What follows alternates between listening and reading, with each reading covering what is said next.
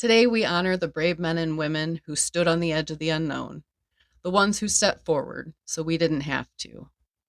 Across dusty deserts, frozen forests, and star-black oceans, soldiers have always told stories. Not always about enemy fire, but about things that go bump in the night. Voices whispering, shadows that didn't belong to the living. These stories are not just shared to frighten, but to honor the courage forged in darkness. Because even when the supernatural stands up against them, a soldier's will stands up stronger. Welcome to Awfully Grim. Our first story is a haunting letter home. It's titled, He Told Me to Run. Mrs. Evelyn Hart, Providence, Rhode Island, November 10th, 1944.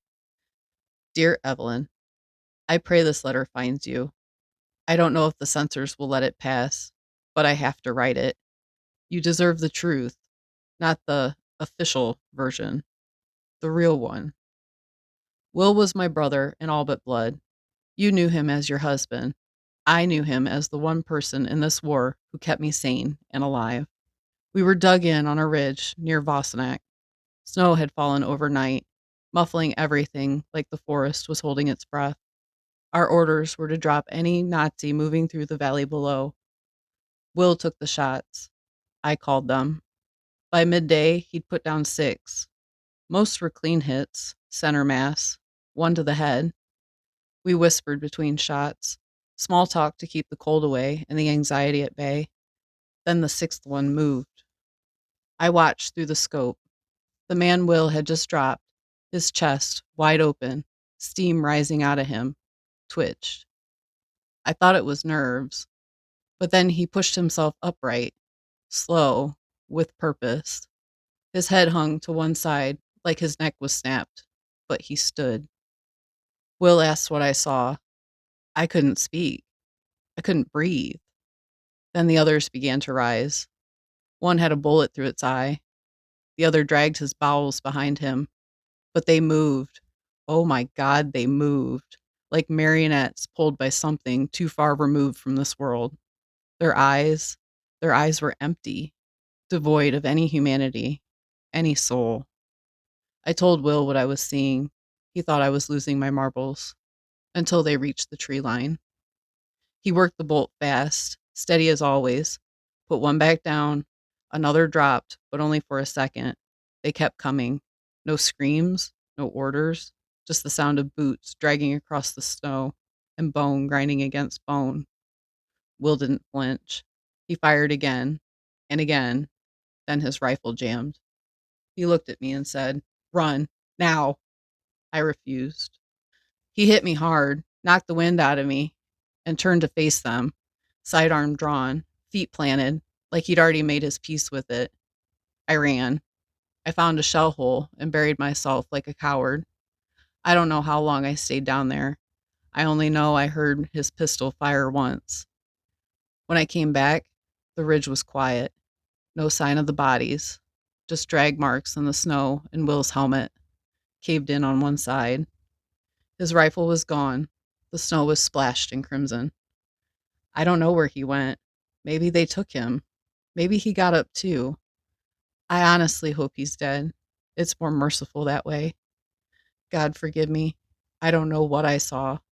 I only know he saved me, Evelyn. I'm sorry. I'm so damn sorry. Yours in grief, Corporal Benjamin Cole, 26th Infantry Regiment, United States Army. Our next story is a little less paranormal and a little more about principle. This is Punishment Day.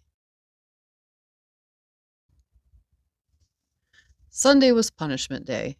The ship's crew lined up to watch. 2 offenders had already been flogged. The clerk called out for the next man to be punished. Rexdale, Abel, seaman, gave the look of insolence. Rexdale stepped forward. His face did not give lie to the charge. A senior hand like you should know better, the captain said. Did you really give your lieutenant the look of insolence? He did, the lieutenant said, and in front of the men.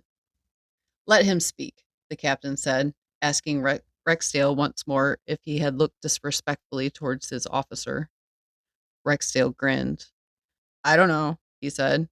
I wasn't looking in a mirror. The captain smiled. You're a good sport for a man that's about to be whipped, but I'll give you another chance. Tell me how much you respect the lieutenant, and I'll keep the punishment to an even dozen. Rexdale looked suitably grave. I respect the lieutenant very much. Very good, the captain said, inking his quill to record the penalty. He froze when Rexdale spoke again. But I will respect him even more when he has seen action. The lieutenant looked fit to burst, and the captain threw up his hands.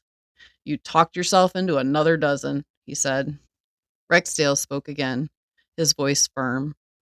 I'll respect the lieutenant even more when he kills his first man, fighting one-on-one. There was a low sound of approval from a few of the men, quickly silenced by the bosun's mates. 3 dozen, the captain said. The lieutenant smiled, but his face fell when Rexdale spoke again. And when the lieutenant pays his gambling debts to the men, that's when I'll really respect him. This time the bosun's mates could not silence the murmuring of the hands. Repeat what you told me, the captain said, his face twisting with fury. And with names? The men Rexdale named all stepped forward to say that the lieutenant owed them money. He was overdue by months. It is like theft for an officer to gamble with his men on credit. The captain's cruel eye fell on the lieutenant. He was not a good card player, the lieutenant said, and he had gotten into debt, and he believed that he may have been cheated. Sailors had been known to confine to cabin until port, the captain said, ordering a mate to take the lieutenant away. The men were stood silent in rigid ranks, hanging on the captain's next words. Make your claims to the clerk, the captain told the men who had been cheated, and you'll be paid from the lieutenant's pay or prize money.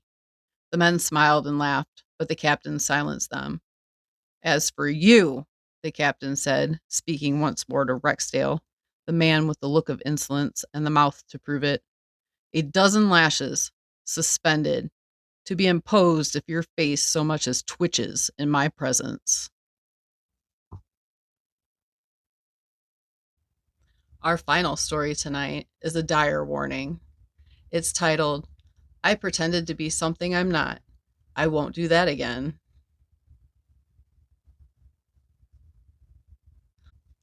I wasn't a bad guy. Not really. I was just a nobody who wanted to be a somebody. Her name was Julie. She was a history buff, and she loved a good story, especially about heroes. I've been trying to get her attention for weeks, and my meager life as an IT technician wasn't cutting it. That's when I saw them at a pawn shop on a rainy Saturday morning. A mahogany display case, lined with faded velvet, held a collection of military medals. They were old and tarnished, a Purple Heart, a Bronze Star, and a handful of campaign medals. I asked the owner about them, and he just shrugged. Came from an estate, old guy, no family, just a bunch of junk. To me, it wasn't junk. It was an identity, a shortcut to being a man worthy of a good story. I haggled the price down and walked out with the case, the glass cold against my fingers. A strange, low hum seemed to emanate from within. I told myself it was just the city traffic. The first date I wore them, I felt a kind of swagger I'd never known. Julie's eyes lit up when she saw them pinned to my chest. You never told me you were a decorated veteran, she said, her voice full of awe. The lie felt so easy, so natural. As she talked, my left shoulder suddenly flared with a searing, phantom pain, so sharp and unexpected that I flinched. I gripped my drink to keep from dropping it. Julie didn't notice, but in the polished metal of a light fixture behind her, I saw a fleeting, distorted face, its features twisted in a silent scream. It was gone in an instant. Over the next few days, the pain returned. It wasn't a dull ache, it was specific, a hot, tearing sensation, like a bullet had just ripped through my flesh. It would come on without warning, a quick, agonizing jab that left me gasping. That's when the nightmare started. I wasn't me anymore. I was in a trench, the air thick with the smell of mud, blood, and cordite. My lungs burned. My arm was on fire, and I could hear screams of men I didn't know. The dreams bled into my waking life. I'd catch glimpses of men in old uniforms standing in my periphery, their faces gaunt, their eyes hollow. I'd hear whispers: liar, thief, coward. The voices were thin, like paper, but they were full of a furious, cold rage. The Bronze Star, in particular, seemed to hum with an unsettling energy. It was a medal for heroism, and every time I looked at it, I felt a deep, profound shame that wasn't mine. It belonged to the man who earned it, and he wanted it back. I stopped sleeping. I stopped eating. My skin became a sickly gray, and my eyes sank into the dark, bruised hollows. The phantom pains had become a constant, gnawing presence. Every time I looked at Julie, the guilt was a heavy stone in my stomach. One night, the whispers became a cacophony. I was standing in my living room, the medals on the shelf, their glass case humming with a low vibration. The shadows in the corners of the rooms deepened, twisting into an indistinct shapes. The temperature plummeted, and a voice, cold and clear and absolutely furious, cut through the noise. "You think you can wear our sacrifice like a costume?" it snarled. A crushing weight slammed into my chest, knocking the wind from me. I fell to my knees, gasping, as an invisible pressure held me down. I could feel cold, skeletal hands pushing into my ribs. The men were here, all of them, and they were angry. With a final, desperate surge of adrenaline, I crawled to the shelf, grabbed the case, and ran out the door. The only way to make it stop was to give them back to their rightful owners. I couldn't find the men, but I could give the medals a home where they would be respected: a local historical museum. The curator was kind, elderly woman with sharp, intelligent eyes. I told her a fabricated story about finding them and wanting them to be displayed. She accepted them with solemn gratitude, promising to give them a place of honor. When I handed over the mahogany case, a faint sighing sound, like a collective exhalation, filled the quiet room. The humming stopped. The phantom pains vanished. I felt lighter than I had in weeks. That night, I went to Julie's apartment. My hands were shaking, my face was gaunt, and I didn't have the medals. The story I had so carefully crafted was gone. I just told her the truth, every ugly detail of it: the lie, the pawn shop, the terrifying haunting, the trip to the museum. She didn't get angry. She didn't yell. Her face just went pale as she stared at me. Her eyes, which had once shone with admiration, now held a cold horror. Not at the medals or the ghosts, but at me. I was a stranger to her, an empty costume. "I don't know who you are," she said, her voice filled with disgust. You lied to me this whole time." She closed the door, and that was it. I never saw her again. I'm free of the haunting, but not of the memory. I know people will say that it was just psychosomatic or a product of guilty conscience, but I know what I felt. I know what I experienced. It was real. For every soldier who stood watch in the dark, whether facing an enemy in the flesh or something no living mind can explain, thank you. To all those who have served, who are still serving, and to the families that carry their legacy, thank you for your service. Deeply, thank you. Please like, comment, subscribe, and share this with someone that you'd haunt. This has been Awfully Grim.